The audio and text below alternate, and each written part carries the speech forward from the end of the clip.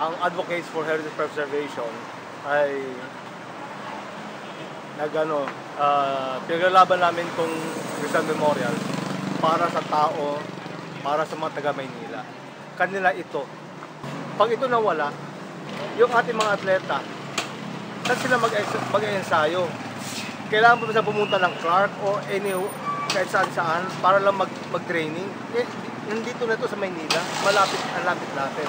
Kaya pinaglalaban namin ito. At ito ay isang historical sports center.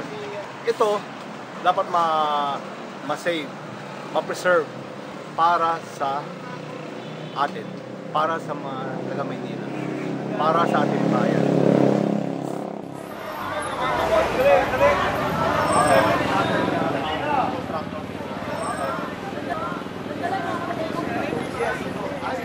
Ito hindi lang naman to building eh. Hindi lang naman ho sa pader, hindi lang siya konkreto.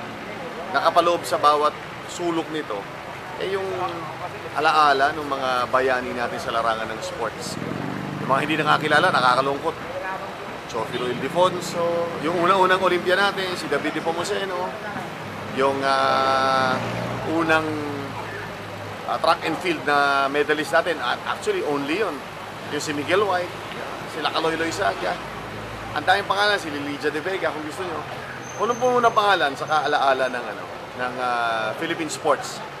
Kapag giniba siya, ano magsisilbing alaala? Ang dami, puno-puno ito. Yun ang nakakalungkot. Pero mas nakakalungkot, isipin na hindi lahat ng Pilipino may pagmamahal sa kasaysayan, sa kultura. Sana maiangat natin sa punto na makikita natin kahalagahan ng kultura at kasaysayan sa ating pagkatao, sa ating pagka-Pilipino.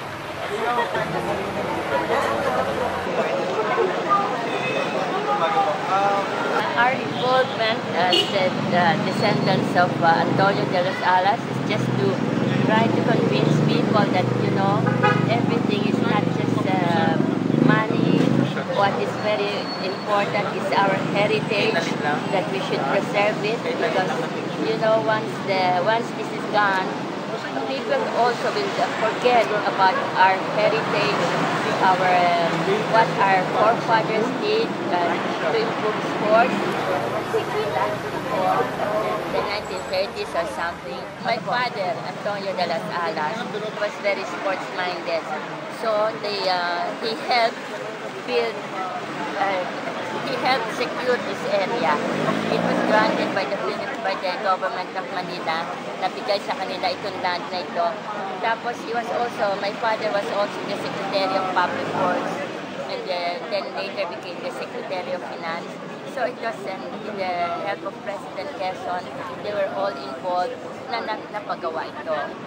He spent about only, but that was money before. It was 3.5 million.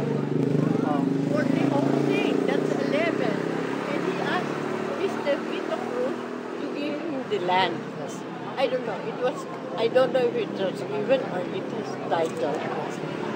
We were 5 to 6 years old, and there was no state. And every day, with my father, he would just attend all the athletes. Sana yung mga concert agencies sumama sa laban na ito. Tulungan kami. We are against it really because our youth today, you want to train them to be good Olympians. They should have a place that they can easily go to, so they can practice and develop into good athletes. Kami nanawagan unang-una kay Presidente Duterte at kay Mayor Estrada na ma-preserve tong sports complex, na sana huwag na ituloy yung benta at saka pag-convert into another mall. Please